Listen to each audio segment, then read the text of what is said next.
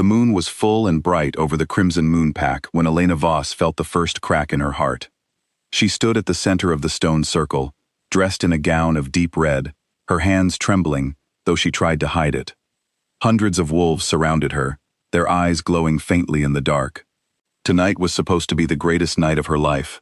Tonight, she was supposed to become Luna, of the strongest pack in the Northern Territories. Instead, she watched Alpha Damian Cross walk past her. He did not look at her. He did not even pause. He walked straight to the edge of the circle, where a thin, pale woman stood wrapped in a plain gray cloak. Her name was Mira. She had joined the pack only a few months earlier, claiming to have no family, no pack of her own, nothing but a soft voice and wide, pleading eyes. Elena had never trusted her. Now she understood why. Damian took Mira's hand in front of the entire pack. Gasps rippled through the crowd. Elena felt her stomach drop, but she kept her spine straight. She had trained her whole life not to show weakness, not in front of enemies, and certainly not in front of her own pack. Damian turned to face the crowd, his voice loud and clear. "I cannot go through with this mating," he said. "I have found my true mate. It is Mira." The words hit Elena like a blow to the chest. She had fought beside this man for 6 years. She had bled for him in battles against rival packs. She had stood as his second in command, planned his strategies, protected his borders. And now, in front of everyone who mattered, he was throwing all of that away for a woman who had been in the pack for less time than it took to heal a broken bone. Elena's mother, Fiona Voss, stood nearby, her face pale with shock. Her father was long dead, killed in a border skirmish years before, and Elena had been raised to believe that strength and loyalty were the only things that mattered. She had given both to Damian, without question. And this was her reward. "Damian," Elena said, her voice steady even as her heart shattered. "We have been promised to each other since we were children. Our parents arranged this bond before we were even born. You cannot simply stand here and say you no longer want it." Damian finally looked at her. For a moment, something flickered in his eyes. Perhaps it was guilt. Perhaps it was regret. But whatever it was, it vanished as quickly as it appeared. "I am sorry, Elena," he said, "but a mate bond cannot be forced. You know this as well as I do. My wolf recognizes Mira. There is nothing I can do to change that." "Your wolf recognizes convenience," Elena said sharply. "She is weak. She cannot fight. She cannot lead. What kind of Luna will she make for this pack?" The crowd murmured in agreement, but Damian's jaw tightened. "She does not need to fight," he said. "She needs to be loved, and I love her." Mira, standing behind him, lowered her eyes, as if she were shy, as if she had not just destroyed 6 years of loyalty with a single glance from the Alpha. Elena studied her carefully. There was something about the way Mira held herself, something calculated beneath the fragile act, but no one else seemed to notice. No one else cared to look closely enough. The pack elders stepped forward. An older wolf named Garrett, who had known Elena since she was a pup, spoke first. "Elena Voss," he said, his voice heavy with regret. "By pack law, if the Alpha rejects his promised mate for another with a true bond, the promised mate loses her place in the pack hierarchy. You are no longer Luna in waiting. You are no longer second in command." Elena felt the ground shift beneath her feet, though she did not move an inch. "You are asking me to walk away," she said quietly, "after everything I have given this pack." "I am not asking," Garrett said. "It is the law." Elena looked around the circle at the faces she had known her entire life. Some looked at her with pity. Others looked away entirely, unwilling to meet her eyes. Only a handful, mostly the warriors she had trained personally, held her gaze with something like anger on her behalf. But anger was not enough. Loyalty from a few could not undo the humiliation of being cast aside by all. She turned back to Damian one final time. "You will regret this," she said, "not because I will make you regret it, but because you have chosen weakness over strength, and weakness cannot protect a pack. One day, when Mira cannot stand beside you in battle, when she cannot make the hard decisions a Luna must make, you will remember this night, and you will understand exactly what you gave up." Damian said nothing. He simply took Mira's hand and led her away from the circle, leaving Elena standing alone under the full moon. stripped of her title, her future, and her place among the only family she had ever known. Elena did not cry. She refused to give anyone that satisfaction. Instead, she walked to her chambers, the same chambers she had lived in since childhood, and began to pack what little she would take with her. A pack could survive without a rejected mate, but pack law was clear. A rejected mate could not remain in the territory. She had until sunrise to leave. Her mother came to her that night, her eyes red from crying, though Elena had not shed a single tear. "You do not have to go," Fiona said. "We can fight this. We can challenge the law." "There is no fighting pack law, Mother," Elena said, folding a cloak into her bag. "And even if there were, I would not want to stay in a place that discarded me so easily. I built my life around loyalty to this pack, and this pack chose a stranger over me the moment she cried a few tears in front of the Alpha." "Where will you go?" Elena paused, staring at the small window of her room, the same window she had looked out of 1,000 times as a child, dreaming of the day she would become Luna. "I do not know," she admitted. "But I know I will not spend my life mourning a man who never truly valued me. I gave Damien 6 years of loyalty. I will not give him one more day of my grief." Her mother embraced her, and for a moment, Elena allowed herself to feel the weight of everything that had happened. But only for a moment. By the time the sun began to rise over the eastern hills, Elena had already gathered her belongings, strapped on her sword, and stepped out of the pack house for what she knew would be the last time. The warriors she had trained stood outside, waiting for her. There were 12 of them, wolves who had fought beside her, who respected her more than they respected the Alpha who had cast her aside. "We will come with you," said Tobias, the eldest among them, a broad-shouldered wolf with a scar across his left eyebrow. "You do not have to walk away alone." Elena shook her head. "No. Your place is here, protecting this pack, even if its Alpha has made a foolish choice. I will not ask you to abandon your homes and your families for my sake." "Then let us at least walk you to the border," said a younger wolf named Callum. Elena allowed them that much. As she crossed the invisible line that marked the edge of Crimson Moon territory, she turned back one final time. The pack house stood tall against the morning sky, the place she had called home for 24 years. She would likely never see it again. "Take care of the pack," she told her former warriors. "Even without me, it deserves protection." "And what about you?" Tobias asked. "Where will you find protection, Elena? You are strong, but even the strongest wolf needs allies in unfamiliar territory." Elena managed a small, tired smile. "I have survived worse than heartbreak. I will survive this too." With that, she turned and walked into the unknown, leaving behind everything she had ever known. The forest beyond Crimson Moon territory was thick and unfamiliar. Elena had trained for battle, for strategy, for leadership, but she had never truly been alone in the wilderness before. Always, she had a pack behind her, warriors at her side, a home to return to. Now there was nothing but trees stretching endlessly in every direction, and the cold wind cutting through her cloak. She walked for hours, her mind replaying the events of the previous night over and over. Damien's face as he took Mira's hand, the gasps of the crowd, the pity in some eyes and the indifference in others. She had given that pack everything, and in a single moment, it had all been taken from her. By midday, exhaustion began to creep into her bones. She had not slept the night before, too consumed by grief and the need to pack her belongings before sunrise. Her legs ached, her stomach growled with hunger, and the weight of everything she carried, both physical and emotional, pressed down on her shoulders. She found a small stream and knelt beside it, drinking the cold water and splashing it over her face. Her reflection stared back at her from the surface, a woman she barely recognized. Gone was the confident Luna-in-waiting who had commanded warriors and planned battle strategies. In her place was someone lost, someone uncertain of what came next. "This is not who I am," she whispered to herself, watching her reflection ripple in the water. "I will not let one man's foolish choice define the rest of my life." She forced herself to stand, to keep moving, though she had no clear destination in mind.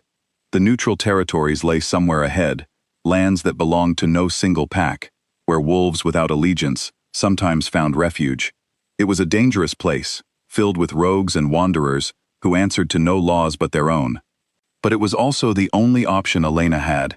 As the sun began to set on her first day of exile, Elena's body finally began to give out. She had not eaten since the morning before. She had not slept in over a day. Her legs shook with every step, and her vision began to blur at the edges. She stumbled over a root hidden beneath fallen leaves and fell hard against the forest floor. Pain shot through her knee, but it was nothing compared to the exhaustion pulling at every part of her body. She tried to push herself up, tried to force her legs to keep moving, but they refused to obey. "Get up," she told herself, her voice barely a whisper. "You are Elena Voss. You do not fall. You do not break." But her body had reached its limit. The world around her began to spin, the trees blurring into streaks of green and brown, the sky darkening faster than it should have. She reached out for something to steady herself, found nothing but empty air, and felt herself falling. The last thing she saw before darkness took her was a pair of pale blue eyes watching her from the shadows between the trees, eyes that belonged to no wolf she had ever seen before, eyes that seemed to glow like moonlight on fresh snow. Then everything went black. When Elena opened her eyes again, she was no longer lying on the cold forest floor. She was warm, too warm in fact, for someone who had spent the last day walking through the wilderness with nothing but a thin cloak for protection. She blinked slowly, her vision adjusting to the soft light of a room she did not recognize. Thick fur blankets covered her body. A fire crackled somewhere nearby, its orange glow dancing across stone walls carved with symbols she had never seen before. Symbols of ice, of frost, of a crown surrounded by wolves bowing their heads.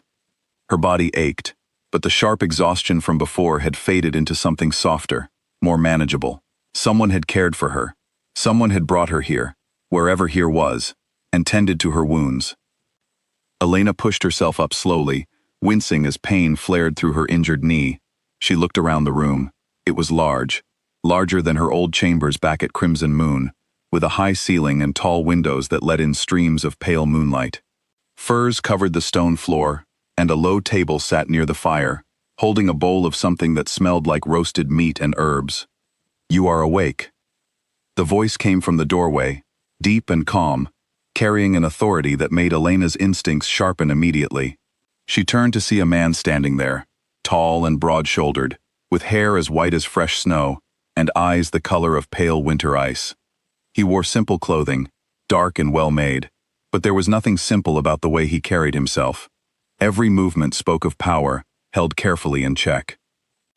Elena's warrior instincts told her to stand, to prepare for whatever came next, but her body was still too weak to fully cooperate. Instead, she straightened her spine as best she could and met his gaze directly. "Where am I?" she asked. "Who are you?" "You are in the Frost Moon Kingdom," the man said, stepping further into the room, "and I am the one who found you collapsed in the forest between our territories." Elena studied him carefully. She had heard stories of the Frost Moon Kingdom, whispered among warriors during long nights on patrol. It was said to be ruled by a king of tremendous strength, a wolf so powerful that even the largest packs in the region paid careful respect to avoid conflict with his lands. They called him the White Wolf King, though few outside his own kingdom had ever seen him directly. "You are the king," Elena said slowly, realization dawning. "King Alaric Thorn." Something that might have been amusement flickered across his face. "You have heard of me." "Every wolf in the Northern Territories has heard of you," Elena replied. "Though I admit, the stories never mentioned you personally rescuing strangers from the forest floor." "You were not merely a stranger," Alaric said, moving to sit in a chair near the fire, though his eyes never left her. "You were a wolf, collapsed from exhaustion, wearing the colors of Crimson Moon, yet clearly no longer welcome there. I could smell the rejection on you, the moment I found you." Elena's jaw tightened. Even here, far from her old pack, she could not escape the shame of what had happened. "I do not need pity," she said sharply. "I did not offer any," Alaric replied evenly. "I offered shelter. There is a difference." Elena studied him for a long moment, trying to read past the calm exterior to whatever lay beneath. Unlike Damien, whose emotions had always been easy to read, this man was a mystery. His face gave away nothing, yet his eyes seemed to see everything. "How long have I been here?" she asked. 2 days, Alaric said. "You were badly dehydrated and exhausted. My healer said you had likely not eaten or slept properly for some time before you collapsed." 2 days. Elena's mind raced. She had left Crimson Moon territory only hours before collapsing, which meant she was now deep within unfamiliar lands, in the care of a king she had only heard about in stories, with no warriors, no pack, and no way to defend herself if this hospitality turned out to be something else entirely. As if sensing her sudden wariness, Alaric spoke again. "You do not need to fear me, Elena Voss. You know my name. Your former pack is not exactly quiet about what happened," he said. "News travels fast among the northern territories, especially news involving a public rejection at a mating ceremony. Alpha Damian Cross has made quite a spectacle of himself, casting aside a warrior of your reputation for an Omega, with no combat training and no known lineage." Elena felt heat rise to her face, embarrassment mixing with anger. "You know about that too." "I know many things," Alaric said simply. "It is my responsibility to understand the politics of neighboring packs, especially when those politics create instability along my borders." "Instability," Elena repeated. "Is that what you call a broken engagement?" "I call it an opportunity," Alaric said, and for the first time, something sharper entered his voice, something calculating. Damian Cross has weakened his own pack by choosing sentiment over strength. A pack led by an alpha, who prioritizes emotion over strategy, is a pack vulnerable to collapse. And you, Elena Voss, are a warrior who spent 6 years building that pack's strength, only to be discarded the moment your usefulness was called into question. Elena narrowed her eyes. "If you are trying to recruit me for some scheme against Crimson Moon, you can save your breath. I have no interest in revenge." "I did not say anything about revenge," Alaric said. "I said opportunity. There is a difference between wanting to destroy something out of spite and simply allowing consequences to unfold naturally while positioning yourself to benefit from them." Elena studied him carefully, trying to determine whether his calm words hid a trap or simply reflected the mind of a king who had learned to see every situation as a potential advantage. "What exactly are you proposing?" she asked cautiously. "Nothing, for now," Alaric said, standing from his chair. "You are still recovering. Rest, eat, regain your strength. We can discuss matters of politics once you are no longer at risk of collapsing again." He moved toward the door, but paused before leaving, turning back to look at her one final time. "For what it is worth," he said, "any alpha foolish enough to cast aside a warrior like you does not deserve to keep the pack he claims to protect." With that, he left the room, leaving Elena alone with her thoughts and the crackling fire. Over the following days, Elena's strength slowly returned. A healer named Beatrix visited her each morning, checking her wounds and ensuring she ate properly. Beatrix was an older woman with kind eyes and steady hands, and she spoke freely about the kingdom while she worked. "The king does not usually concern himself with strangers found in the forest," Beatrix mentioned one morning, changing the bandage on Elena's knee. "You must have made quite an impression on him."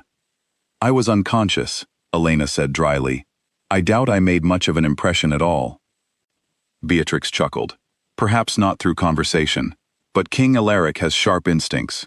If he chose to bring you here personally, rather than simply sending guards to escort you to the nearest town, there was a reason behind it." Elena considered this, as Beatrix finished her work and left the room. She thought about Alaric's words from their first conversation, about opportunity and consequences, and the weakness of an alpha who chose emotion over strategy. There was something calculating about the White Wolf King, something that made Elena wary, yet also, strangely, something that made her curious. Unlike Damian, who had always worn his heart on his sleeve, quick to anger, quick to affection, quick to make decisions based on feeling rather than careful thought, Alaric seemed to operate entirely differently.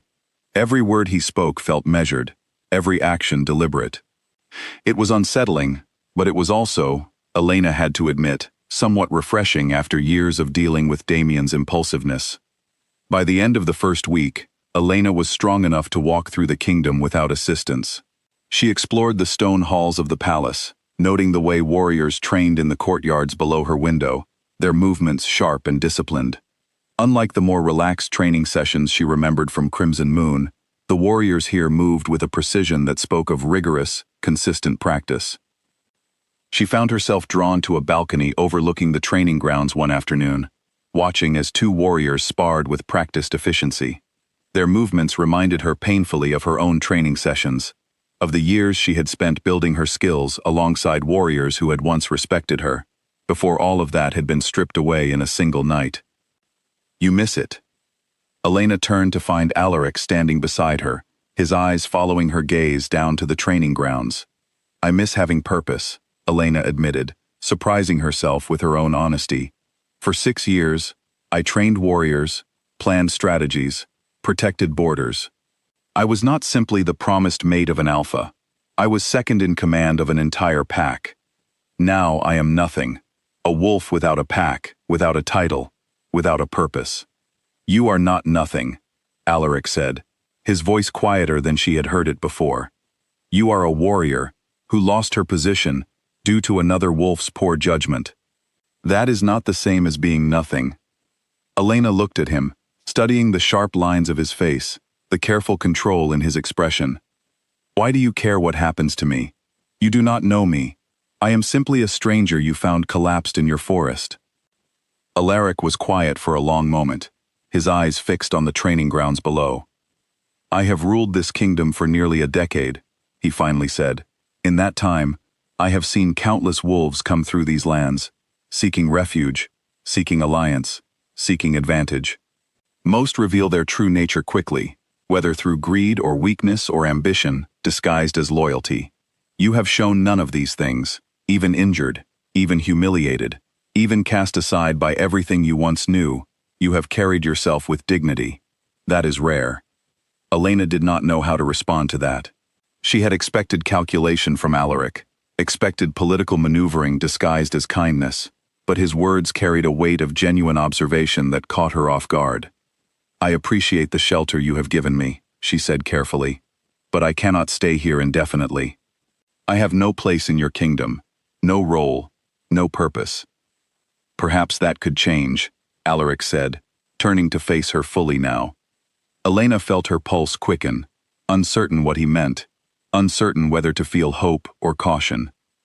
"What are you suggesting?" she asked. "Not tonight," Alaric said, though something in his eyes suggested he had already begun forming plans. "You are still recovering, but soon, Elena Voss, we should discuss what future might exist for a warrior with nowhere else to go, and a kingdom that could use exactly the kind of strength you possess." He left her standing on the balcony, her mind racing with questions she was not yet ready to answer, watching the warriors below continue their training as the sun began to set over the Frostmoon Kingdom. 3 weeks passed since Elena had collapsed at the border of the Frostmoon Kingdom, and in that time, she had transformed from a frail, exhausted stranger into something closer to herself again.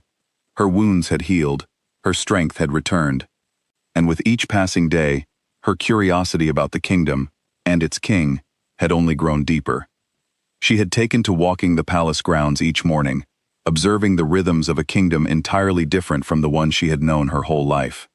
Where Crimson Moon had operated on loyalty, built through personal relationships, and years of shared history, Frostmoon operated on something colder, more structured. Warriors trained not out of personal devotion to their alpha, but out of respect for a system that rewarded skill and discipline above all else. It fascinated her. One morning, as she made her way toward the training grounds, she found herself stopped by a young warrior named Finn, barely out of his teenage years, struggling with a training blade, nearly too heavy for his frame. "You are gripping it wrong," Elena said before she could stop herself. Finn looked up, startled. "Excuse me?"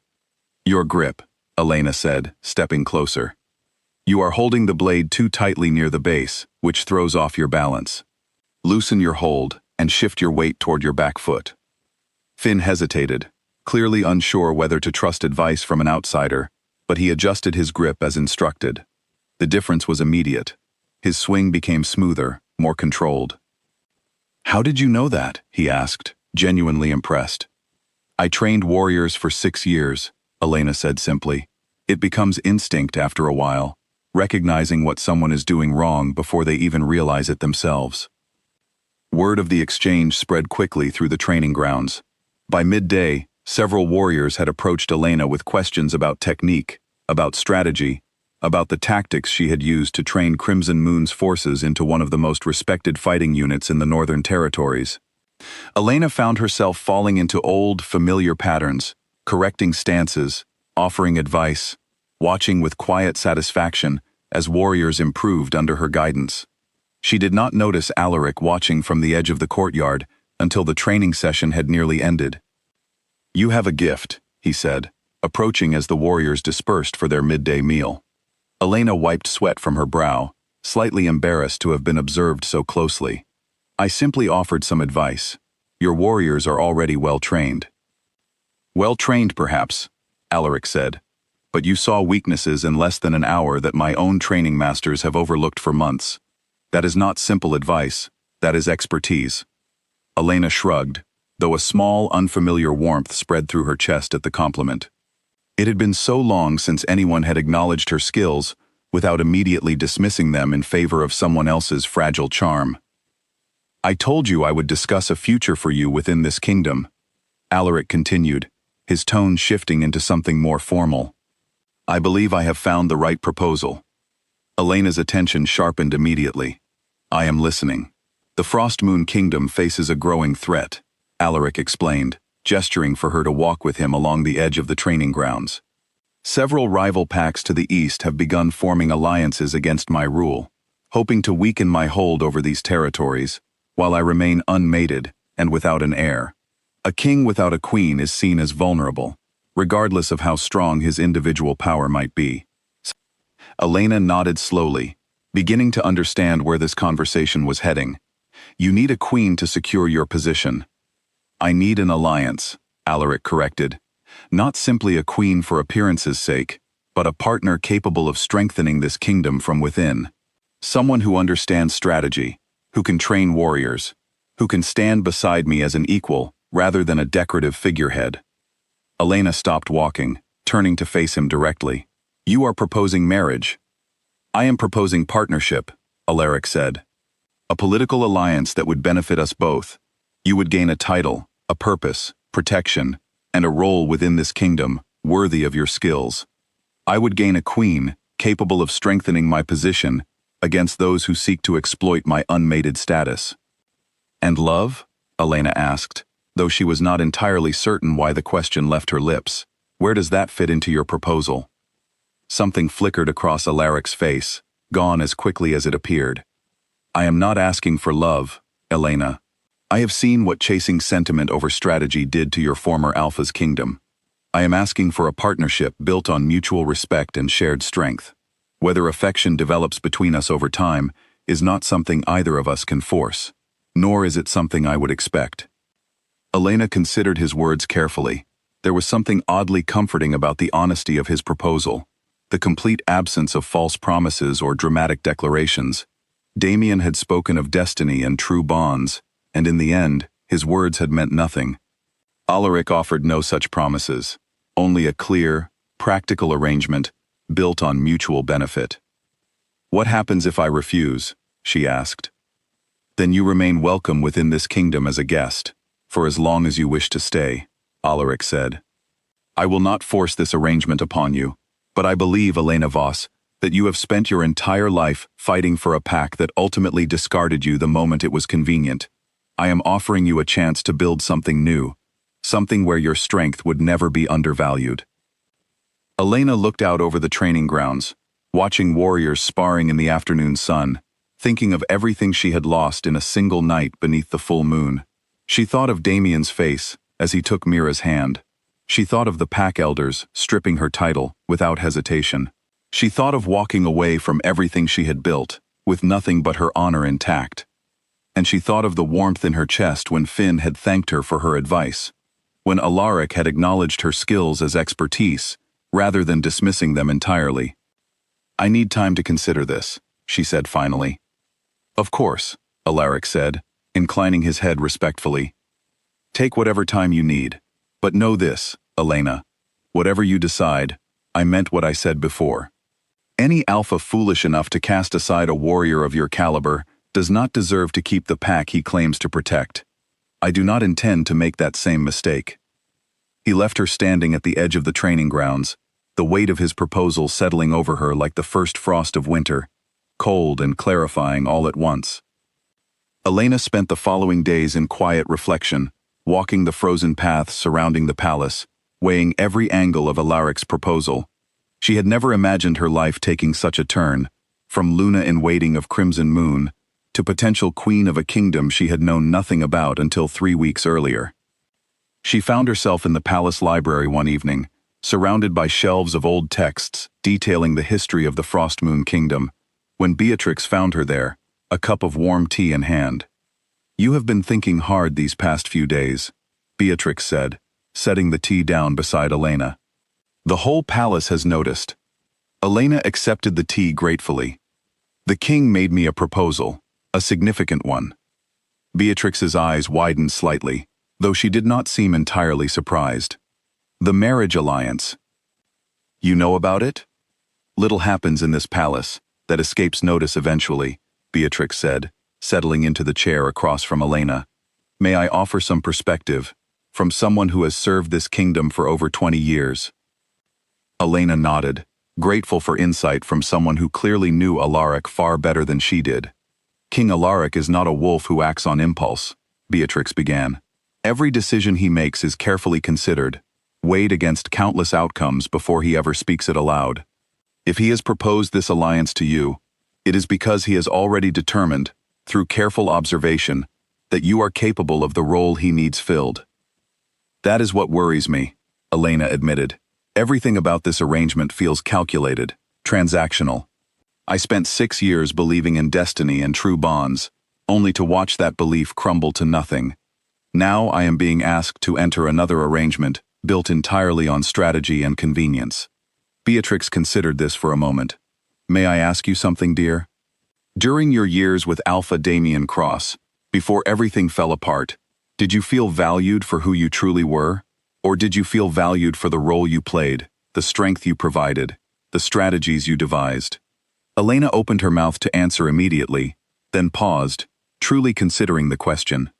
She thought back through the years, through countless battles planned, countless strategies devised, countless moments where her skills had strengthened the pack. Had Damien ever truly seen her, truly valued Elena the person, rather than Elena the warrior who made his pack stronger? "I do not know," she admitted quietly. "I assumed the two were the same thing."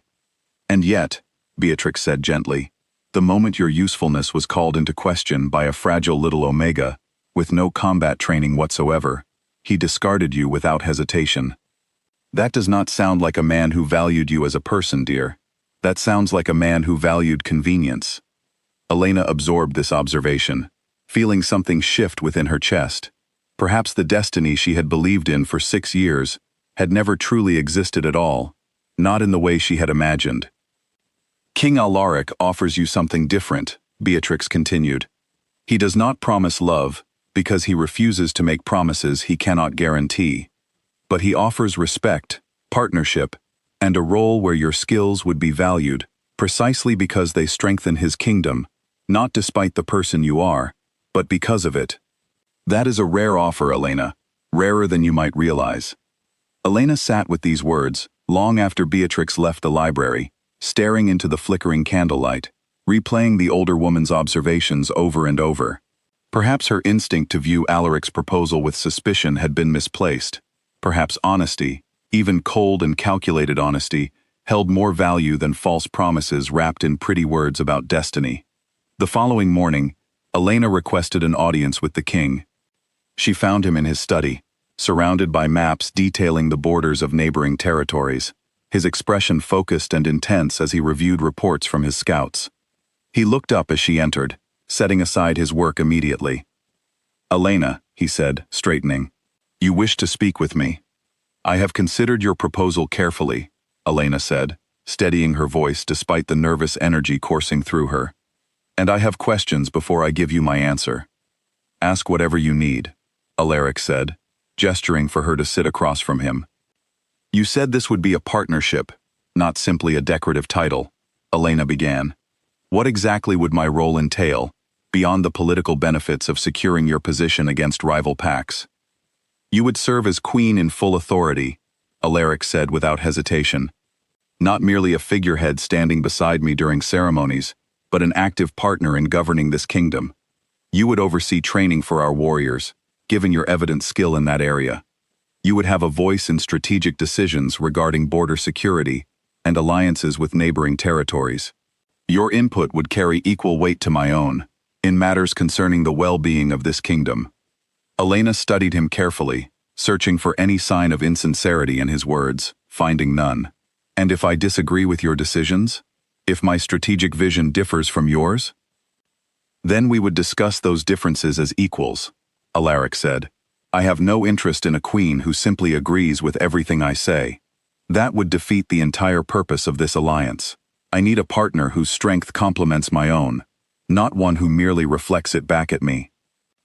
Elena felt something settle within her, a sense of clarity she had not expected. This was nothing like her relationship with Damien, where her opinions had always ultimately bent to his will, where her role had been to support his decisions, rather than shape them alongside him. There is one more matter, Elena said carefully. You mentioned true mate bonds, how they cannot be forced. I need to know, honestly, whether entering this arrangement with me conflicts with any bond you might feel toward another. Something in Alaric's expression shifted, a flicker of something Elena could not quite identify. I have never experienced the pull of a true mate bond, he admitted. Some wolves never do, despite what stories and legends might suggest. I have ruled this kingdom for nearly a decade, without ever feeling that particular calling toward another wolf. Whether that is simply my nature, or whether fate has other plans for me, I cannot say. But I can promise you this, Elena, I would never claim a false bond with you, nor would I ever reject you the way Damien Cross rejected you, should a supposed true mate suddenly appear. If I make this commitment to you, I intend to honor it fully, regardless of what fate might later present. Elena felt the weight of his words settle over her, steady and certain, in a way that Damien's declarations of destiny had never truly been. Perhaps this was not the romantic future she had once imagined for herself, filled with fated bonds and passionate devotion. But perhaps, she considered, that imagined future had never been real to begin with, merely a fantasy she had constructed around a man who had never truly deserved it. I accept your proposal, she said finally. Something that might have been relief flickered across Alaric's usually composed features. You are certain? I am certain that I would rather build something honest and strong with a partner who respects my strength, Elena said, than continue chasing the illusion of destiny with someone who never truly saw me at all. Yes, King Alaric. I accept. Alaric rose from his seat, moving around the desk to stand before her. For a long moment, neither spoke, the weight of the decision settling between them. Then we shall begin preparations immediately, he said finally.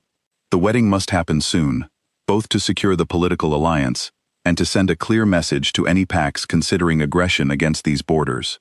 Word of a rejected Luna becoming queen of the Frost Moon Kingdom will travel quickly, Elena. Are you prepared for the attention that will bring?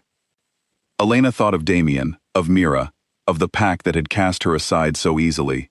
She thought of the satisfaction that would come from proving them wrong, not through revenge or spite, but simply through building a life far greater than anything she had lost. I am prepared for whatever comes next, she said firmly. I have already survived the worst night of my life. Everything after this can only be an improvement. Alaric's expression softened slightly, something almost like respect, or perhaps admiration, flickering in his pale blue eyes. Welcome to the Frost Moon Kingdom, Elena Voss, he said. Soon, you will be its queen. News of Elena Voss's rise from rejected Luna to future queen of the Frost Moon Kingdom spread through the northern territories faster than a wildfire through dry brush. Messengers carried word from pack to pack, and within days, every wolf across the region knew the story. The humiliation of Crimson Moon's former Luna transformed into an unexpected triumph. At Crimson Moon, the news landed like a blow no one had anticipated.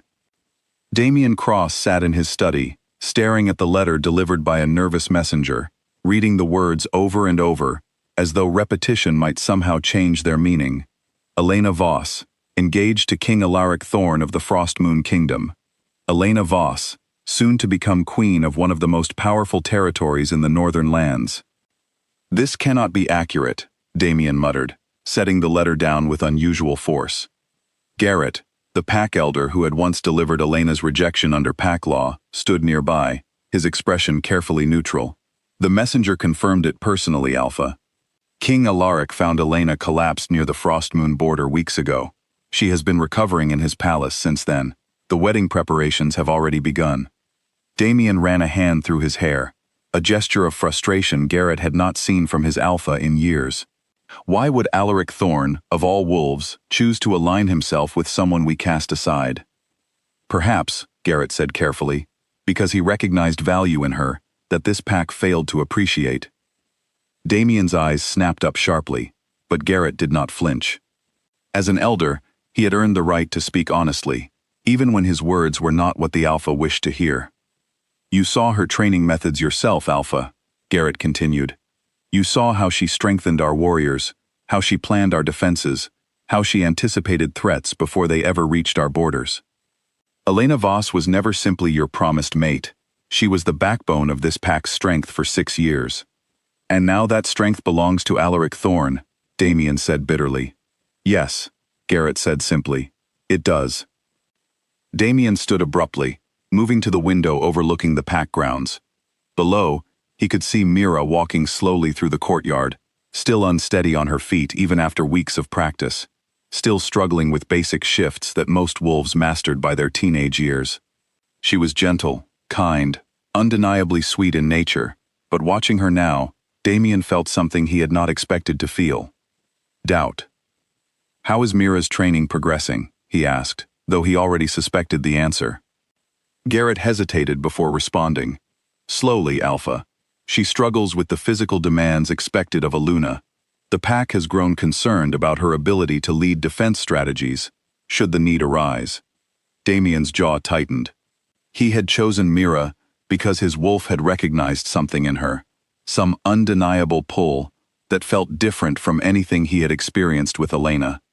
He had believed, wholeheartedly, that this recognition meant destiny, meant true love, meant a bond stronger than mere duty and arrangement.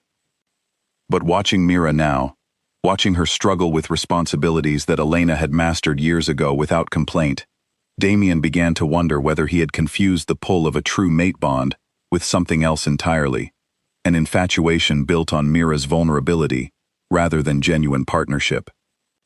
The pack needs a strong Luna, Garrett said carefully. Elena provided that strength for 6 years. Mira has been Luna for barely a month, and already warriors are questioning whether this pack can maintain its position against rival territories without proper leadership. Mira will learn, Damien said, though his voice lacked its usual conviction. Perhaps, Garrett said, but learning takes time, Alpha, and rival packs are not known for their patience. Word has already reached us that the Thornwood pack has begun testing our eastern borders, sensing weakness in our current leadership. Damien's stomach twisted uncomfortably. The Thornwood pack had never dared approach Crimson Moon's borders during Elena's tenure as second-in-command. Her reputation alone had been enough to discourage most potential threats. Increase patrols along the eastern border, Damien said finally. I will not allow this pack to weaken simply because of leadership transitions. Garrett nodded, though his expression suggested he understood the deeper issue at play, one that additional patrols alone could not solve. That evening, Damien found Mira in their private chambers, practicing basic defensive stances under the guidance of a patient trainer. Her movements were hesitant, uncertain, nothing like the confident, powerful strikes Elena had once demonstrated effortlessly. You are trying too hard to force the movements, Damien offered gently, stepping into the room. Mira turned to him, her wide eyes filled with visible frustration. I am trying my best, Damien. I know I am not naturally skilled like Elena was, but I am trying. Something about her words, the direct comparison to Elena, struck Damien harder than he expected. I know you are trying, he said, though his voice carried less warmth than it once had. But this pack needs a Luna capable of leading during times of conflict, Mira. Rival packs are already testing our borders. I cannot become someone I am not, simply because this pack expects it, Mira said, her voice trembling slightly. I thought you loved me for who I am, not for what Elena used to be. I do love you, Damien insisted, though even as he spoke the words, something felt hollow in their delivery. But love alone cannot protect this pack from external threats, Mira. Leadership requires more than affection. Mira's expression crumpled, and for a moment, Damien felt the familiar pull of guilt, the same protective instinct that had drawn him to her in the first place. But underneath that guilt, something new had begun to take root, a growing recognition that perhaps his choice had been driven more by Mira's vulnerability than by any genuine partnership capable of sustaining a kingdom. He thought of Elena, of her strength, her strategic mind, her unwavering competence in every situation the pack had faced together. He thought of the way she had never once asked him to protect her, had instead stood beside him as an equal, ready to face any threat head-on. And now, that strength belonged to a rival kingdom, soon to be crowned Queen of the Frost Moon territories. Damien left Mira to continue her training alone, walking through the pack halls with a weight settling over his shoulders that had nothing to do with external threats, and everything to do with the growing realization that he might have made a catastrophic mistake. Meanwhile, in the Frost Moon Kingdom, Elena stood in the palace's grand hall, being fitted for her wedding gown by a team of skilled tailors. The gown was nothing like the simple red dress she had worn during her failed mating ceremony with Damien. This gown was crafted from pale silver silk, embroidered with intricate patterns of frost and moonlight, fit for a queen rather than a mere Luna-in-waiting. You look radiant, Beatrix commented, watching from nearby as the tailors made final adjustments. Elena studied her reflection in the tall mirror before her, hardly recognizing the woman staring back. Gone was the humiliated, rejected wolf who had collapsed in the forest weeks earlier.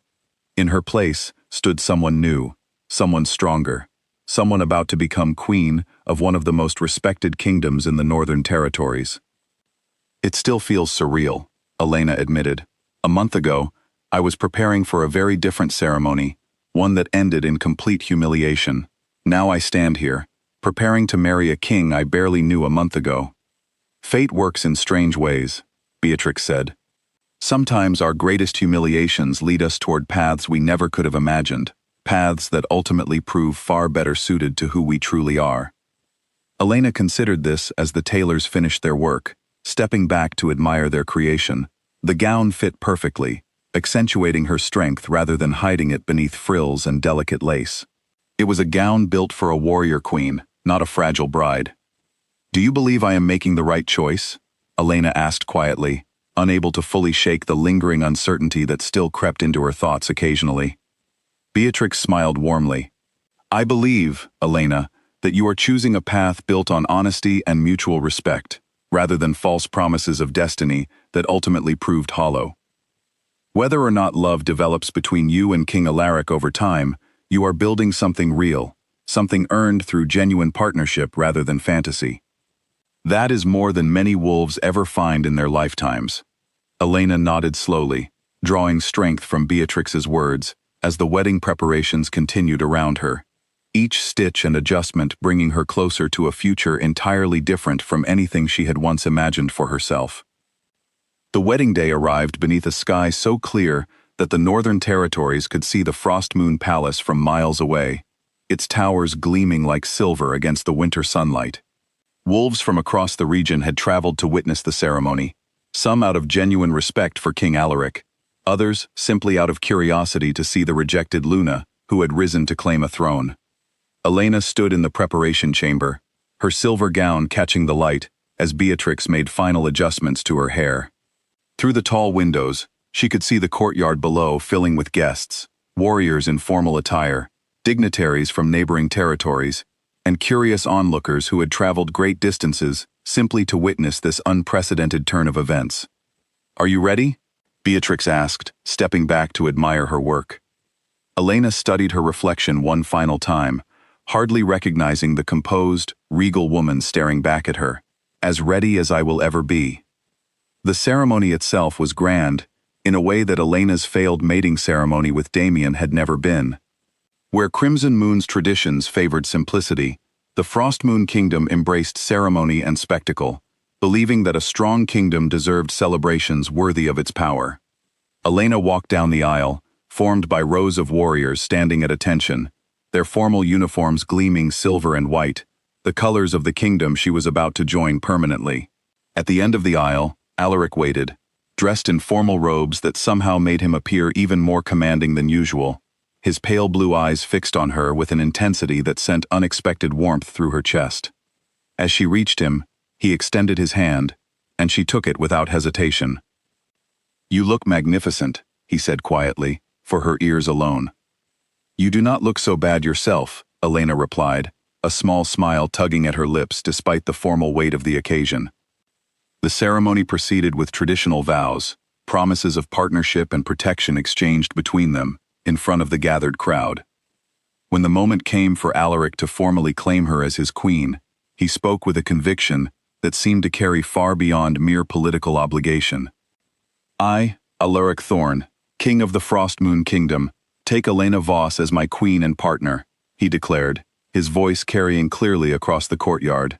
"I pledge to honor her strength, respect her counsel, and stand beside her as an equal in all matters concerning this kingdom's future."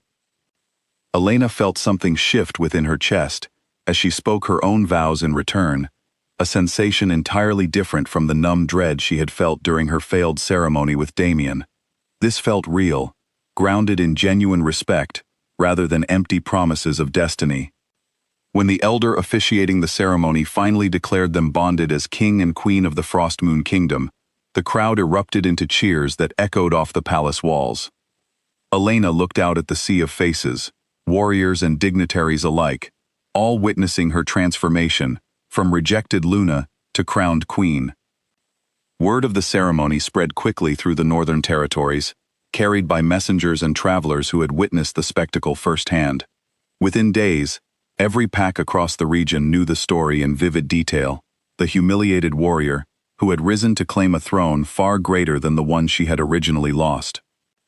At Crimson Moon, the news arrived alongside increasingly troubling reports from the eastern border, where the Thornwood Pack's testing patrols had grown bolder in recent weeks. "They are no longer simply testing our defenses, Alpha," Garrett reported grimly. "Thornwood scouts crossed nearly a mile into our territory yesterday before retreating. This is a clear message that they no longer fear reprisal from this pack." Damien clenched his fists, frustration, and something closer to desperation building within him. "Where is Mira? I need her assessment of our defensive options." "Luna Mira is resting," Garrett said carefully. "The strain of recent training sessions has left her quite exhausted." Damien closed his eyes, feeling the weight of his choices pressing down on him more heavily with each passing day.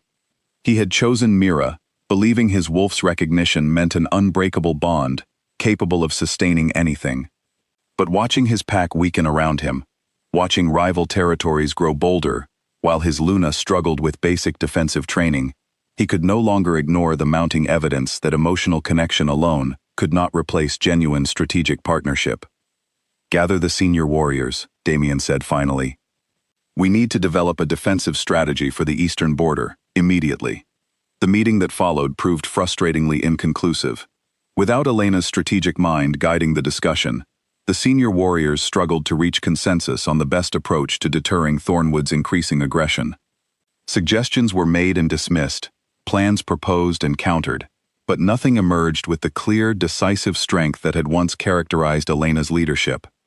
"We used to have a clear defensive strategy for exactly this type of situation," one warrior finally said, frustration evident in his voice.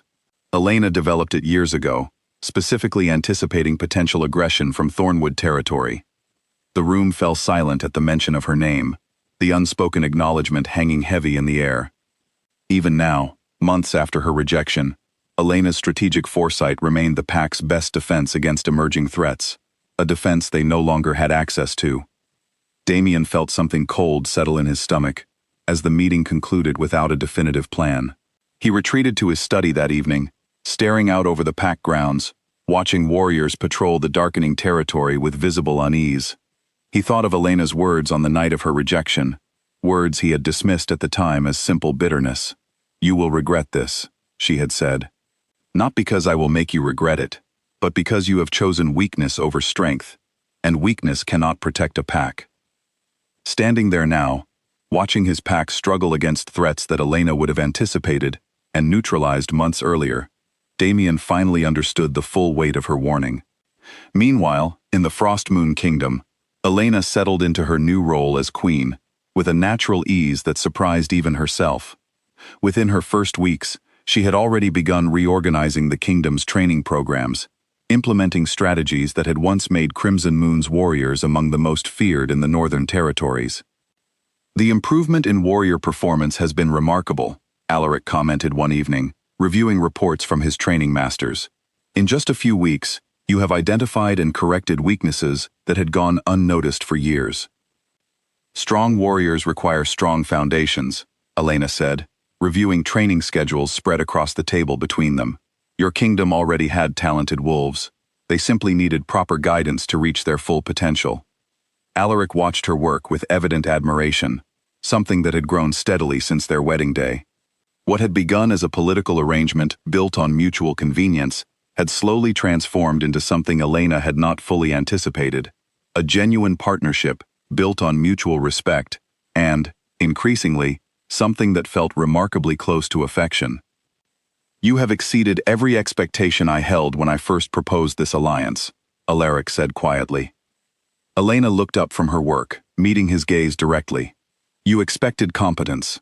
I have simply delivered what you already believed I was capable of providing." "Perhaps," Alaric said, moving closer, "but I did not expect this kingdom to feel different simply because of your presence within it. I did not expect my warriors to speak of you with such genuine respect after only a few weeks. I did not expect to find myself looking forward to these evening discussions more than I anticipated." Elena felt warmth spread through her chest at his words, an unfamiliar but not unwelcome sensation. "I did not expect any of this either," she admitted. "When you first proposed this arrangement, I believed I was simply securing stability and purpose after losing everything I once knew. I did not anticipate feeling genuinely valued, not just for the strength I provide, but for who I am as a person." "You deserve nothing less," Alaric said firmly. "Any alpha who fails to recognize that deserves exactly the consequences currently unfolding within his own territory." Elena smiled at his words, genuine warmth blooming within her chest, as she returned her attention to the training schedules before them, grateful for the unexpected path that had led her to this kingdom, this partnership, and this king who continued to surprise her with each passing day. 2 months into her reign as Queen of the Frost Moon Kingdom, Elena received word that would change the trajectory of everything she had worked to build. A messenger arrived early one morning, breathless from hard travel, carrying urgent news from Crimson Moon territory. "Your Majesty," the messenger said, bowing before Elena in the throne room, "Crimson Moon has suffered significant losses along its eastern border. The Thornwood Pack launched a coordinated assault 3 days ago, exploiting weaknesses in the pack's defensive strategy." Elena felt a complicated mixture of emotions upon hearing this news.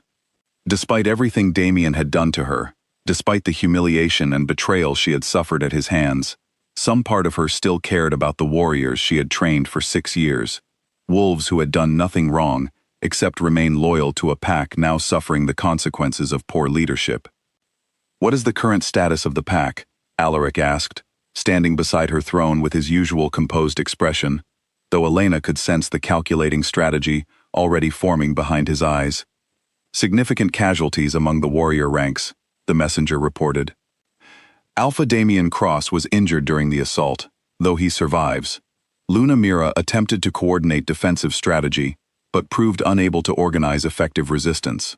The pack has requested emergency alliance discussions with neighboring territories, seeking support against continued Thornwood aggression."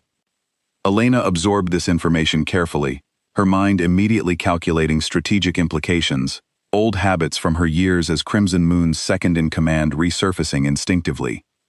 "Have they specifically requested alliance with the Frost Moon Kingdom?" Alaric asked. "Among others, Your Majesty," the messenger confirmed. "Alpha Damien Cross has sent messengers to several neighboring kingdoms, seeking military support against Thornwood's continued assaults. After the messenger was dismissed, Elena remained seated on her throne, processing the weight of this information. Alaric studied her carefully, clearly attempting to gauge her reaction to news involving her former pack's suffering. "What are you thinking?" he asked finally. "I am thinking that Damien's poor judgment has finally caught up with him," Elena said, though her voice carried less satisfaction than she might have expected months earlier. "But I am also thinking of the warriors I once trained, wolves who did nothing to deserve suffering the consequences of their alpha's foolish choices." "You still care for them," Alaric observed, though his tone carried no judgment. "I spent 6 years building relationships with those warriors," Elena said. "Loyalty does not simply disappear because circumstances changed. Though I feel no loyalty whatsoever toward Damien himself, I cannot pretend indifference toward wolves who trusted my leadership and training." Alaric considered this for a long moment. "If Crimson Moon requests formal alliance discussions with our kingdom, how would you wish to proceed?" Elena thought carefully before answering. "I believe we should agree to discuss the matter, though any alliance would need to include significant conditions, ensuring proper leadership and strategic planning going forward. I have no interest in simply propping up Damien's poor decisions without addressing the fundamental weaknesses that led to this crisis." "A pragmatic approach," Alaric said approvingly. "Strengthening a neighboring territory could benefit our own borders as well, provided any alliance is structured properly." Within days, formal correspondence arrived from Crimson Moon, requesting a diplomatic meeting to discuss potential alliance terms. Elena read the letter carefully, recognizing Damien's handwriting despite its unusually shaky, uncertain script, so different from the confident penmanship she remembered from years of shared correspondence during their engagement. "He is requesting the meeting take place here, within our territory," Elena noted, passing the letter to Alaric for review. "A sign of desperation," Alaric observed. "Traditionally, the stronger party dictates meeting locations. His willingness to travel to our kingdom, rather than requesting we come to him, suggests Crimson Moon's position has weakened significantly." They agreed to the meeting, scheduling it for the following week. As the date approached, Elena found herself increasingly anxious about facing Damien again, uncertain how she would react upon seeing the man who had humiliated her so publicly months earlier. "You seem troubled," Alaric noted one evening, finding her standing alone on the palace balcony, staring out over the frozen landscape. "I am uncertain how I will feel, facing him again," Elena admitted. "Months ago, seeing him would have brought nothing but pain and anger, but now, standing here as queen of a kingdom far greater than anything Crimson Moon could offer, I wonder if those old wounds still hold the same power over me." "Whatever you feel," Alaric said, moving to stand beside her, "know that you do not face this meeting alone. Whatever Damien Cross hopes to gain from this alliance, he will find you standing as an equal partner beside your king, not as the rejected Luna he once discarded." Elena appreciated his steady presence, drawing strength from the genuine partnership they had built together over the past months. Whatever emotions the upcoming meeting might stir within her, she no longer faced them from a place of vulnerability and loss. She faced them as Queen Elena Thorne, ruler of one of the most respected kingdoms in the Northern Territories. The day of the meeting arrived beneath overcast skies, matching the tense atmosphere that settled over the Frostmoon Palace as Crimson Moon's delegation approached the borders. Elena watched from the throne room window as the visiting party made their way through the courtyard below, immediately recognizing Damien's figure among them, though he moved with a noticeable limp, evidence of injuries sustained during Thornwood's recent assault. Beside him walked Mira, her expression anxious and uncertain, clearly overwhelmed by the grandeur of the Frostmoon Palace compared to the more modest halls of Crimson Moon. "Are you ready?" Alaric asked, standing beside her. Elena straightened her spine, drawing on months of confidence built through her new role as queen. "I am ready." They descended together to the formal meeting chamber, where Damien and Mira waited alongside several senior Crimson Moon warriors, including Garrett, who bowed respectfully as Elena entered the room. "Your Majesty," Garrett said, his voice carrying genuine warmth despite the formal address. "It brings me great relief to see you thriving in your new position." "Thank you, Garrett," Elena said, genuine affection coloring her response toward the elder who had always treated her with respect, even during the painful circumstances of her rejection. Damien rose slowly, favoring his injured leg, his eyes meeting Elena's for the first time since that fateful night beneath the full moon. "Elena," he said, his voice carrying none of its former confidence. "You look well. Being queen suits you." "Thank you," Elena replied evenly, refusing to let old emotions destabilize her composed exterior. "I understand Crimson Moon faces significant challenges along its eastern border." The formal meeting proceeded with careful diplomatic language, both parties discussing potential alliance terms while carefully avoiding direct acknowledgement of the personal history between Elena and Damien. Throughout the discussion, Elena noticed Mira watching her with an expression mixing curiosity and something that might have been jealousy, though the young Luna said little throughout the proceedings. As the meeting concluded, with preliminary alliance terms established pending further negotiation, Damien requested a private word with Elena before the Crimson Moon delegation departed. Alaric's expression tightened slightly, but he nodded his permission, though Elena could sense his protective instincts remained sharply alert. "I will not take much of your time," Damien said, once they stood alone in a quiet corridor away from the other delegates. "I simply wish to say, personally, that I understand now the magnitude of my mistake."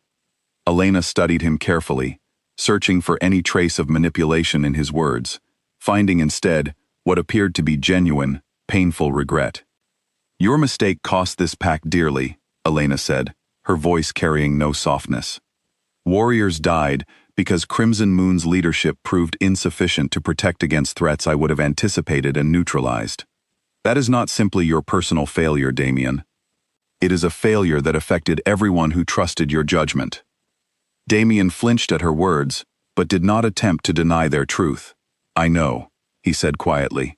"I think about it every day. I chose Mira, believing my wolf's recognition meant something unbreakable, something stronger than mere partnership. But watching this pack weaken, watching warriors suffer consequences, I could have prevented, had I maintained the leadership structure we built together. I finally understand what I truly lost that night." "What are you saying, Damien?" Elena asked directly, though she suspected she already knew. "I am saying I made a terrible mistake," Damien said, desperation creeping into his voice. "I am saying that seeing you now, thriving as queen of a kingdom far greater than anything I could offer, I recognize exactly what I threw away. Elena, is there any possibility, any chance whatsoever, that we could find our way back to what we once had?" Elena stared at him, genuinely surprised by the direct nature of his request, though perhaps she should have anticipated this outcome, given the desperate circumstances surrounding Crimson Moon's declining position. "Damien," she said slowly, "you rejected me in front of your entire pack. You humiliated me publicly, stripped me of everything I had built, and cast me aside for someone who proved incapable of fulfilling the responsibilities you assigned to her. Now, only after watching your poor judgment nearly destroy your pack, you wish to reconsider your choice?" "I know I have no right to ask this," Damien said. "But Elena, please, consider what we once shared. 6 years of partnership, of shared purpose. Surely that means something." Elena felt something cold settle within her chest, a clarity she had not expected to feel so decisively. "It meant everything to me, once," she said. "But you destroyed that partnership the moment you chose convenience over loyalty. I have built something new now, something built on genuine respect and honesty from the very beginning.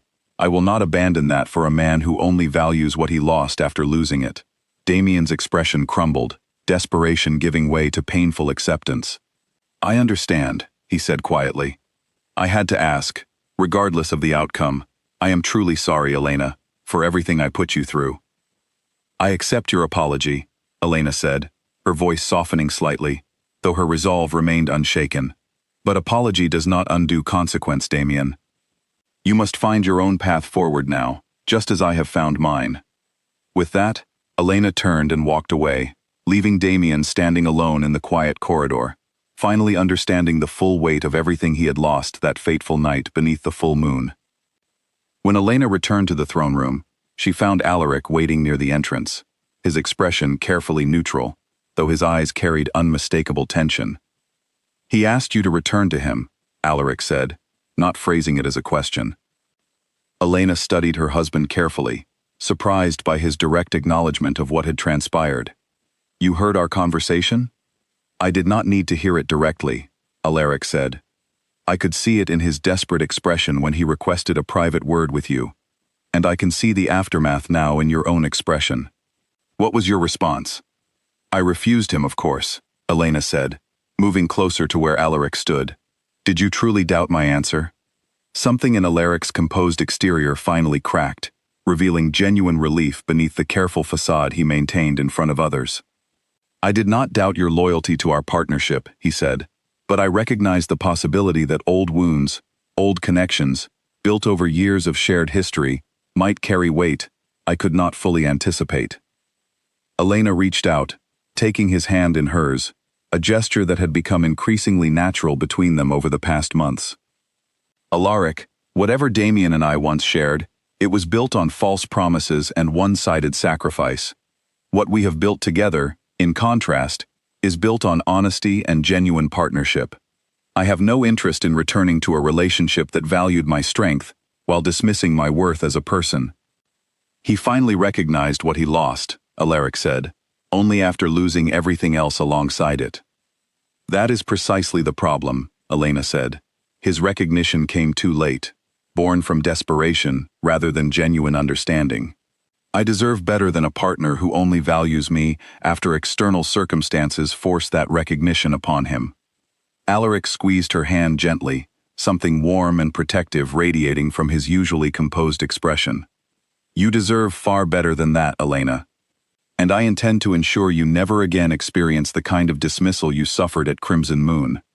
As they stood together in the quiet throne room, the weight of the day's events finally settling around them, Elena felt a profound sense of clarity regarding her current path.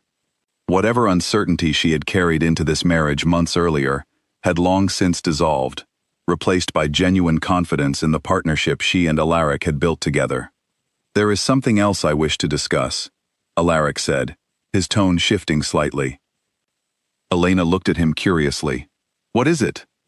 During the negotiations today, Alaric began, I found myself watching you interact with Crimson Moon's delegation, watching how naturally you commanded respect from everyone present, including warriors who once served under your leadership years ago. I realized something important during that observation. What did you realize? Elena asked.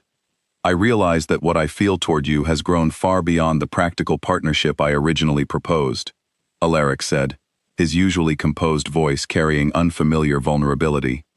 I did not expect to develop genuine affection when I first suggested this arrangement, Elena. I believed myself incapable of experiencing such connection, having never felt the pull of a true mate bond, despite nearly a decade of ruling this kingdom. But watching you these past months, watching your strength, your compassion, even toward those who wronged you, your unwavering integrity, in every situation we have faced together, I find myself experiencing something I never anticipated.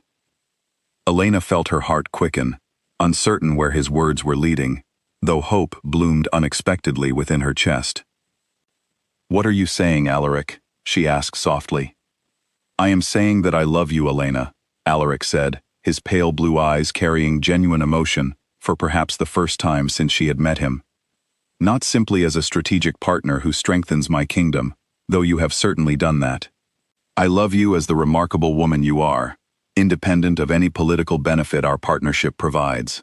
Elena felt tears prick at her eyes, unexpected emotion overwhelming her carefully maintained composure. I never expected to hear those words, she admitted. Not after everything that happened with Damien, not after building this partnership on such practical, honest terms. Do my feelings trouble you? Alaric asked, genuine concern flickering across his expression. No, Elena said firmly, stepping closer to him. They do not trouble me at all. In truth, Alaric, I believe I have felt similarly for some time now, though I was hesitant to name it, uncertain whether such feelings belonged within an arrangement we had agreed to build on purely practical terms. And now? Alaric asked, hope evident in his voice. Now I recognize that what we have built together has evolved into something far more meaningful than either of us originally anticipated, Elena said. I love you too, Alaric Thorn. Not because you offered me a throne when I had nowhere else to go, but because you have consistently shown me the respect and genuine partnership that Damien never provided, even during our 6 years together. Alaric's expression transformed with genuine joy, a rare and beautiful sight that Elena had witnessed only occasionally during their months together.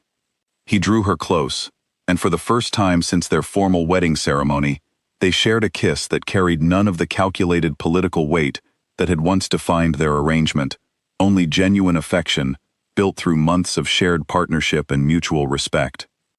Whatever challenges lie ahead, Alaric said softly, resting his forehead against hers. I am grateful beyond words that fate led you to collapse at my kingdom's border that day. I cannot imagine ruling this kingdom without you standing beside me now. Nor can I imagine building a life anywhere else, Elena replied, genuine happiness replacing the lingering uncertainty that had followed her since that painful night beneath the full moon months earlier. As they stood together in the quiet throne room, the setting sun casting warm golden light through the tall windows, Elena felt genuine peace settle over her heart for the first time in longer than she could remember. Whatever pain and humiliation Damien's rejection had once caused her, she now recognized it as merely the painful beginning of a far greater journey, one that had ultimately led her to a partnership built on genuine love, mutual respect, and unwavering strength. The Crimson Moon delegation departed the following morning, alliance terms established, though the personal wounds between former partners remained unresolved. Elena watched from the palace balcony as their carriages disappeared into the distance, feeling a final, gentle release of whatever lingering attachment she had carried toward her former life. Regrets? Alaric asked, joining her on the balcony. None, Elena said firmly, leaning into his warm embrace. Only gratitude for the path that led me here, to you, to this kingdom, and to a future far brighter than anything I once imagined for myself. 6 months into her reign as Queen of the Frost Moon Kingdom, Elena found herself facing a challenge unlike anything she had encountered since arriving in Alaric's territory. Reports began arriving from scouts along the kingdom's southern border, describing unusual movement among the Thornwood Pack, the same aggressive territory that had devastated Crimson Moon months earlier. They are testing our borders now, Alaric said grimly, reviewing scout reports spread across the war table in his strategy room. Having weakened Crimson Moon significantly, Thornwood's Alpha appears to believe our kingdom represents the next opportunity for territorial expansion. Elena studied the maps carefully, her mind already calculating defensive strategies drawn from years of experience protecting Crimson Moon's borders. Thornwood's Alpha, Cassius Vale, has always favored aggressive expansion over diplomatic negotiation. He will not be easily deterred through words alone. Then we prepare for conflict, Alaric said firmly. I will not allow this kingdom to suffer the same fate as Crimson Moon. Over the following weeks, Elena threw herself into strengthening the Frost Moon Kingdom's defenses, drawing on every strategic lesson learned throughout her years of experience. She reorganized patrol schedules, implemented new training regimens focused specifically on the tactics Thornwood favored, and coordinated closely with Alaric to ensure every warrior understood their role in potential conflict. Your strategic instincts continue to impress me, Alaric noted one evening, watching as Elena finalized defensive formations for the southern border patrols. I have faced tactics like these before, Elena said. Thornwood favors coordinated strikes at multiple points simultaneously, overwhelming defenses through sheer volume rather than individual skill. Countering that requires flexible response teams capable of rapid redeployment.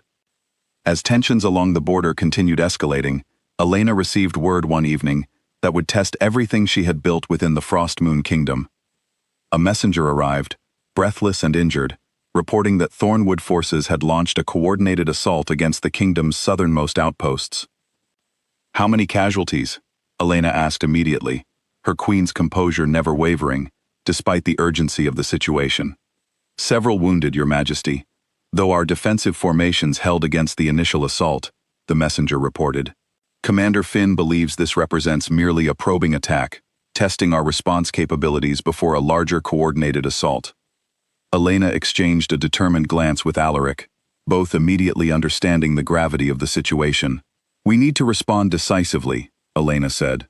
If Thornwood believes our kingdom vulnerable, they will continue escalating until they achieve the same devastating results they inflicted upon Crimson Moon. What do you propose? Alaric asked, deferring to her strategic expertise, as he always did in matters of defensive planning. A coordinated counterstrike, Elena said, spreading maps across the table. Rather than simply reinforcing our current defensive positions, we launch a decisive response that demonstrates our kingdom's strength clearly enough to discourage further aggression. Together, they spent the following hours developing a comprehensive strategy, drawing on Elena's years of tactical experience, combined with Alaric's intimate knowledge of his own kingdom's warriors and terrain. By dawn, they had assembled a response force prepared to demonstrate the Frostmoon Kingdom's true strength. Elena insisted on joining the response force personally, despite Alaric's initial hesitation regarding the safety of his queen. I trained warriors for 6 years, specifically for situations like this, Elena argued firmly. My presence on the battlefield will strengthen morale and provide tactical guidance that could prove decisive in preventing further casualties. I cannot lose you, Alaric said, genuine fear flickering across his usually composed expression. Elena, I have grown to love you far too deeply to simply watch you march into potential danger. And I cannot stand aside while our warriors face danger I could help prevent through my presence and expertise, Elena countered gently. Alaric, you fell in love with a warrior queen, not a fragile figurehead content to remain safely within palace walls while others fight for our kingdom's protection. Alaric studied her for a long moment, clearly torn between his protective instincts and his genuine respect for her capabilities.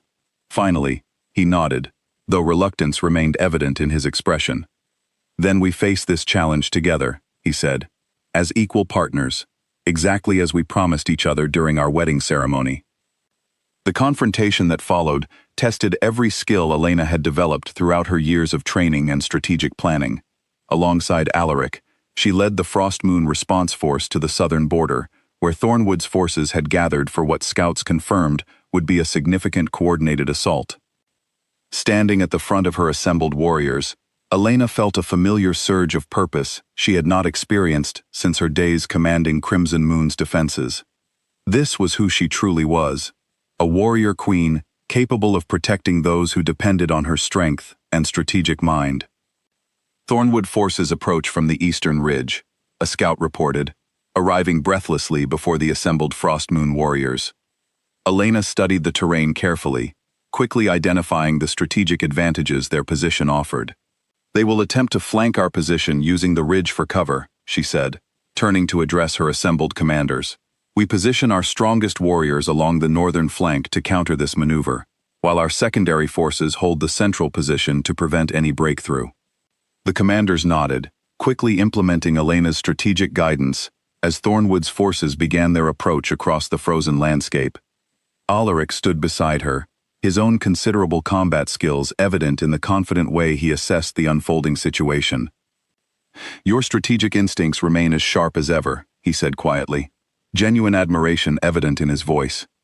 We shall soon discover whether those instincts prove sufficient against Cassius Vale's forces, Elena replied, watching as Thornwood's warriors drew closer across the snow-covered terrain. The confrontation that followed tested every strategic principle Elena had developed throughout her years of experience. Thornwood's forces attempted exactly the flanking maneuver she had anticipated, only to find Frostmoon's warriors already positioned to counter their approach effectively. The battle that ensued proved fierce but decisive, with Frostmoon's superior strategic positioning ultimately overwhelming Thornwood's aggressive but poorly coordinated assault. As the confrontation reached its climax, Elena found herself facing Cassius Vale directly, the Thornwood Alpha having pushed forward personally in a desperate attempt to break through Frostmoon's defensive formations. You are the rejected Luna who somehow became queen, Cassius sneered, recognizing her immediately despite the chaos surrounding them. I had wondered whether the stories of your strategic prowess were merely exaggeration. You are welcome to discover the accuracy of those stories firsthand, Elena replied evenly, her combat training from years of Crimson Moon service resurfacing instinctively as she prepared to defend her position. The confrontation between them proved brief but decisive. Elena's years of disciplined training ultimately overwhelming Cassius's more impulsive combat approach. Recognizing the futility of continued aggression and witnessing his forces steadily losing ground against Frostmoon's superior coordination, Cassius eventually called for retreat, his previously confident expression replaced with grudging respect. "This is not finished," he called out as his forces withdrew from the battlefield. "Perhaps not," Elena replied, watching him retreat with her guard never lowering. "But know this, Cassius Vale, the Frostmoon Kingdom will not prove as vulnerable as Crimson Moon. We are prepared, and we will continue defending these borders with everything we possess." As Thornwood's forces retreated fully from the battlefield, cheers erupted among the assembled Frostmoon warriors, celebrating their decisive victory against a threat that had seemed increasingly dangerous in the weeks leading up to this confrontation. Alaric found Elena amid the celebration, his expression carrying profound relief and admiration in equal measure. "You were magnificent," he said, pulling her into a tight embrace, despite the exhaustion evident in both their expressions. "We were magnificent," Elena corrected gently. "This victory belonged to all of us, working together as a unified kingdom rather than relying on any single individual's strength alone." As they returned to the palace that evening, word of their decisive victory against Thornwood's forces spread quickly throughout the northern territories, further cementing the Frostmoon Kingdom's reputation as one of the most formidable powers in the region, led by a king and queen whose partnership had proven far stronger than any external threat could hope to challenge. 1 year after Elena Voss first collapsed at the border of the Frostmoon Kingdom, the northern territories gathered once again, this time not to witness a rejection or a desperate wedding of political convenience, but to celebrate a kingdom transformed under the leadership of its warrior queen. The victory against Thornwood's forces had sent a clear message throughout the region, and in the months that followed, the Frostmoon Kingdom's reputation grew steadily, drawing respect and cautious alliance requests from pacts that had once considered the territory vulnerable simply because its king remained unmated. Elena's presence had changed everything, transforming perception of the kingdom from a solitary ruler's domain into a genuine partnership capable of withstanding any challenge. Elena stood once again in the palace's grand hall, though this time the occasion carried none of the uncertainty that had accompanied her wedding preparations a year earlier. Instead, she prepared for an anniversary celebration, a grand gathering meant to honor the kingdom's continued strength and the partnership that had guided it through its most significant challenges.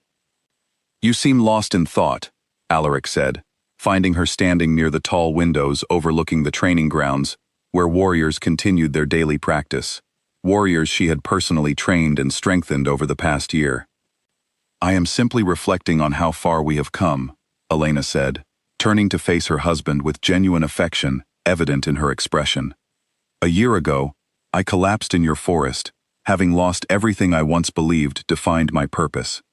Now, standing here, I realize that rejection led me toward a life far greater than anything I could have imagined." Alaric moved closer, taking her hand gently in his own. "I often think of that day myself," he admitted. "Finding you collapsed among the trees, recognizing something remarkable in you even in that vulnerable moment. I did not fully understand then how profoundly you would transform this kingdom, and my own life alongside it." Word had reached them recently, regarding Crimson Moon's continued struggles. Without Elena's strategic guidance, and with Mira ultimately proving unable to fulfill the demanding responsibilities expected of a Luna, the pack had gradually ceded territory to more aggressive neighboring packs, its once formidable reputation steadily diminishing. Damien, according to recent reports, had grown increasingly withdrawn, the weight of his poor judgment finally manifesting in the visible decline of everything he had once commanded. Elena felt no satisfaction in this news, only a quiet acknowledgement that consequences ultimately followed poor choices, regardless of the passage of time or genuine regret expressed too late to change the outcome. "Do you ever wonder what your life might have been, had Damien never rejected you?" Alaric asked, his tone careful, genuinely curious rather than insecure. Elena considered the question seriously before answering. "I used to wonder that frequently, during my first weeks here, when everything still felt uncertain and unfamiliar. But now, Standing here as queen of a kingdom, I have helped build into something genuinely remarkable. Alongside a partner who values me completely, I find myself grateful for that painful rejection, rather than mourning what might have been. Grateful? Alaric asked, genuine surprise evident in his expression. Grateful, Elena confirmed firmly. Had Damien never rejected me, I would have spent my entire life as Luna of Crimson Moon, valued primarily for the strength and strategy I provided, never truly recognized as a person deserving of genuine partnership and love. Instead, that rejection, painful as it was, led me toward exactly the life I was always meant to build, here with you. Alaric drew her close, resting his forehead against hers in the intimate gesture that had become customary between them over the past year. I love you, Elena Thorne, he said softly. Not simply as my queen, though you have proven an extraordinary partner in governing this kingdom. I love you as the remarkable woman you are, independent of any title or political benefit. And I love you, Elena replied, genuine happiness evident in every word. More than I ever believed myself capable of feeling again, after everything Damien's rejection once made me doubt about my own worth. As evening approached and guests began arriving for the anniversary celebration, Elena found herself reflecting on the remarkable journey that had brought her to this moment. From the humiliation of public rejection beneath a full moon, to collapsing alone and exhausted in unfamiliar territory, to building an entirely new life as queen of one of the most respected kingdoms in the Northern Territories, her path had proven far more remarkable than anything she could have anticipated during that painful night a year earlier. The celebration itself proved grand and joyful. Warriors and dignitaries from across the Northern Territories gathering to honor the partnership that had transformed the Frostmoon Kingdom into a beacon of strength and stability. Elena moved through the crowd with the natural confidence she had developed over the past year, greeting guests, discussing strategic matters with visiting dignitaries, and standing proudly beside Alaric as they celebrated everything they had built together. Late in the evening, as celebrations continued around them, Alaric drew Elena aside to a quiet balcony overlooking the palace grounds, the same balcony where he had first proposed their partnership a year earlier. I have something I wish to share with you, he said, his expression carrying unusual warmth, even for someone who had grown increasingly open with his emotions over the past year. What is it? Elena asked curiously. I have been reflecting on everything we have built together this past year, Alaric began, the challenges we have overcome, the kingdom we have strengthened together, the genuine partnership that developed from what began as a purely practical arrangement. And I find myself more certain than ever that fate led you to collapse at my border that day, for reasons far greater than mere political convenience. Elena felt warmth spreading through her chest as she listened to his words, genuine happiness evident in her expression. I do not believe in destiny the way Damien once claimed to, Alaric continued, not in the sense of predetermined mate bonds that override choice and genuine partnership, but I believe, Elena, that some paths simply prove meant to converge, regardless of the mechanism that brings them together. You were meant to become queen of this kingdom, not because some mystical bond drew us together, but because your strength, your integrity, and your genuine care for those around you make you exactly the partner this kingdom, and I personally, needed. Elena felt tears of genuine joy prick at her eyes as she absorbed his heartfelt words. A year ago, she said softly, I stood humiliated before an entire pack, rejected for a fragile stranger who could offer nothing but false vulnerability. Tonight, I stand here as queen of a thriving kingdom, loved genuinely by a partner who values my strength precisely because of who I am, not despite it. You deserve nothing less, Alaric said firmly, echoing words he had spoken to her nearly a year earlier, though now carrying the full weight of genuine love rather than mere political calculation. As they stood together on the balcony, celebration continuing below them, Elena looked out over the kingdom she now called home, feeling profound gratitude for the unexpected journey that had led her here. Damien's rejection, once the most painful moment of her life, had ultimately proven the catalyst for a future far greater than anything she could have imagined, that fateful night beneath the full moon. She was no longer the rejected Luna of Crimson Moon, humiliated and cast aside by a man who never truly valued her worth. She was Elena Thorne, Queen of the Frost Moon Kingdom, warrior, strategist, and beloved partner to a king who recognized her strength as an asset rather than something to be discarded for fragile convenience. And as she stood there beneath the same full moon that had once witnessed her greatest humiliation, now witnessing instead her greatest triumph, Elena finally understood the full truth of everything she had endured. Sometimes the most painful rejections lead not toward destruction, but toward the exact future we were always meant to claim. If only we possess the strength and dignity to walk away from those who fail to recognize our true worth, toward those who finally do. The Frost Moon Kingdom continued to flourish in the years that followed, its reputation for strength and stability growing steadily under the joint leadership of King Alaric and Queen Elena Thorne, their partnership standing as a testament to the power of genuine respect, honesty, and mutual strength, proving far more resilient and enduring than any hollow promise of destiny ever could have been.